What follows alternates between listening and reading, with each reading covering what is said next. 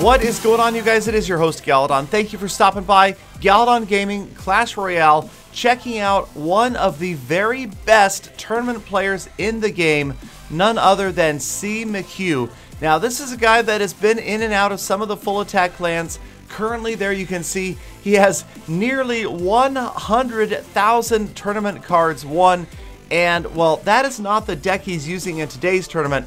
A very unusual Expo Inferno deck set up right there with his favorite card, the Inferno Tower. Now, the battles that we're looking at today are actually in ladder and trophy play, not in tournaments. And it's C. McHugh taking out much higher level players with some awesome, skillful play.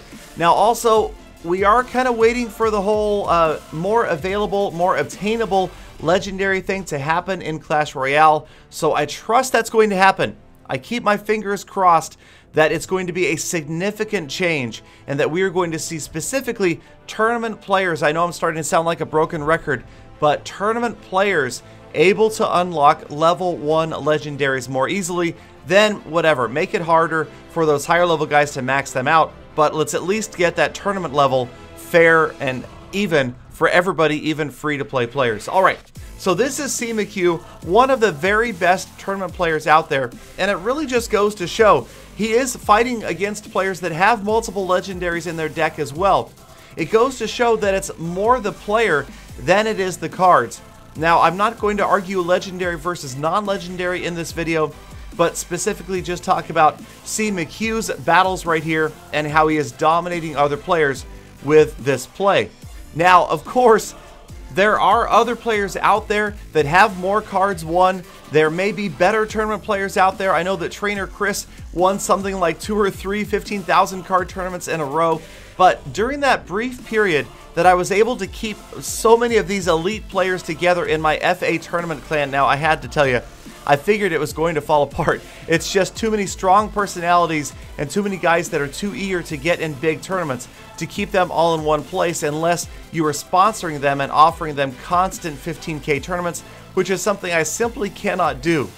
But while we had that clan together, C. McHugh, well, in the friendly challenges and the friendly battles, he was winning most of them.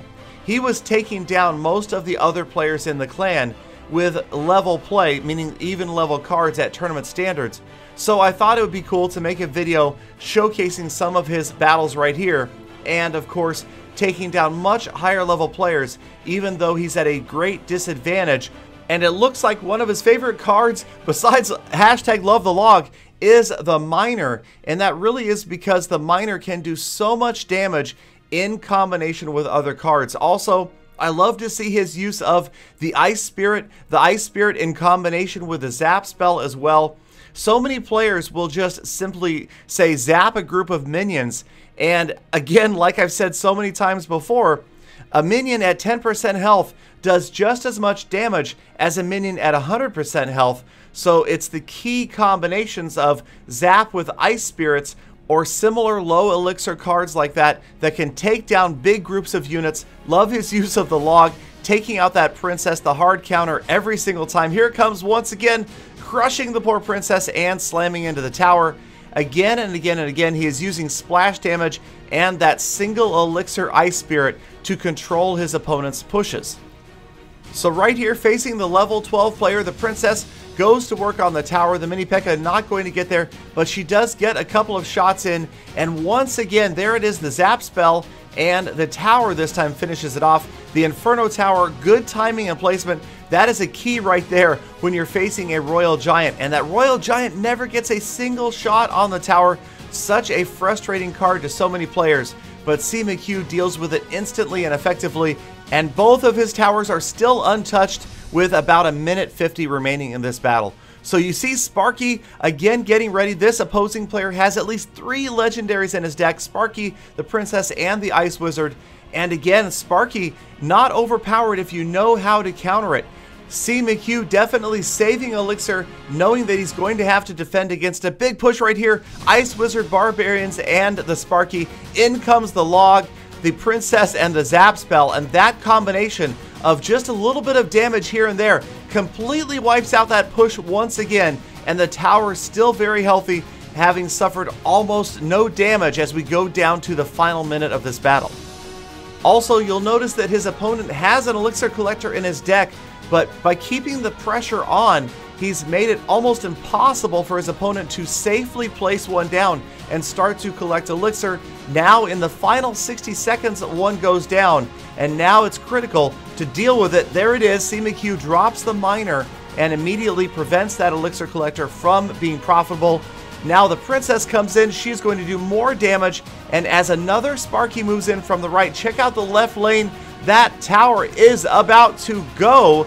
That is it, CMQ grabs the 1-0 lead, 30 seconds remaining, and it's just a matter of stopping Sparky and the Royal Giant down the left lane.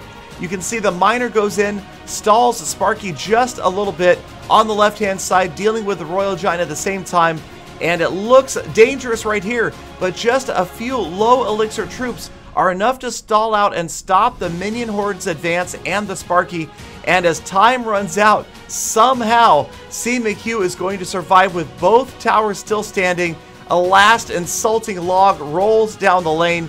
Time runs out, and CMQ with another win, level 10 versus level 12. All right, let's get into one more replay with CMQ, this time facing a level 13 player. Now, that's got to be painful, I'm sorry. Level 13, to lose to a player 3 levels below you. But a lot of it right there is simple overconfidence. I can't say that I've never lost to a level 10 player as a level 13. There's some times where you just get overconfident, and with this much of a level disparity, it seems like it wouldn't be possible. But check out the mini P.E.K.K.A. Just about gets in there. The last second deployment of that prince stops the mini P.E.K.K.A. very close to massive damage. And watch those goblins protect the princess. She lasts a little bit longer. The tower finishes off the prince. And right away, you can see that McHugh is outplaying his opponent. The simple single elixir Ice Spirit right there helps mitigate that damage from the Ice Wizard. And now the princess right there, that just seems to go against common sense to drop a princess right next to an Ice Wizard.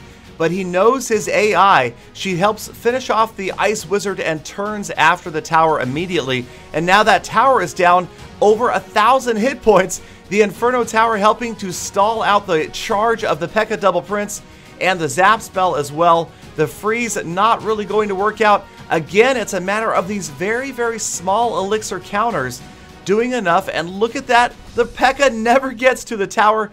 Now McHugh with his own push gets the miner in there again, sends the goblins in. They are stopped by the Ice Wizard, but the miner will again damage the elixir collector and help prevent him from falling behind in elixir as we approach the final minute of the battle.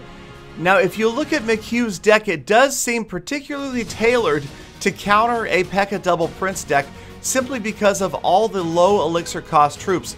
He is able to drop these little counters. The Princess, the Log, the Zap Spell, the Ice Spirits, even the Miner are going to stall those units out. Here the mini P.E.K.K.A. is doing the bulk of the job. Another Inferno Tower down. The ideal card against any player who is bringing in a full-size P.E.K.K.A. Right there, definitely a good card to get down. A positive elixir trade. And the Inferno is eventually going to get that P.E.K.K.A. out of the way before it ever sees that tower. Now right here you've got 3 units converging on the tower, but wisely McHugh deals with the Prince, because you got to remember, the Ice Wizard and the Dragon, not big high DPS cards, but that Prince could easily annihilate a tower in just a few shots. So again, keeping the Prince out of the way, letting the other units like the Dragon get there if he has to. He has seen a lot of damage to that tower. Things don't look great right now. But here comes a nice big push. He's got the miner in there, the mini P.E.K.K.A., 2 princesses. So much splash damage happening right there. The Zap spell stalls them all, and the mini P.E.K.K.A. gets the tower down with 5 seconds left. A last second push, and CMQ with another big win, this time taking down a player 3 levels above him. So well done, and well done to all of you guys that are out there participating in tournaments. And again, remember, the Clash Royale team says they're reworking them, so I would expect them to become much more available in the near future, along with legendaries, and I promise to continue to do my best to get every single one of you guys that wants in a tournament in it. All you've got to do is check me out on Mob Crush, and I promise you, almost on a daily basis, I am holding long live streams that last until just about every single player there has gotten into a tournament. So thank you guys again, as always, for sticking around, for spending a few minutes of your day with me. I appreciate you guys. Have a fantastic rest of your day, and I hope to see all of you back here again tomorrow for more Full Attacks.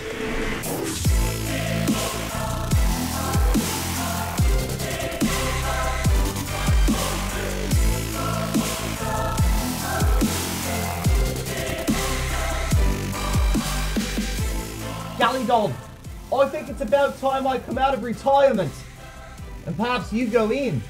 You're getting on in the years, man.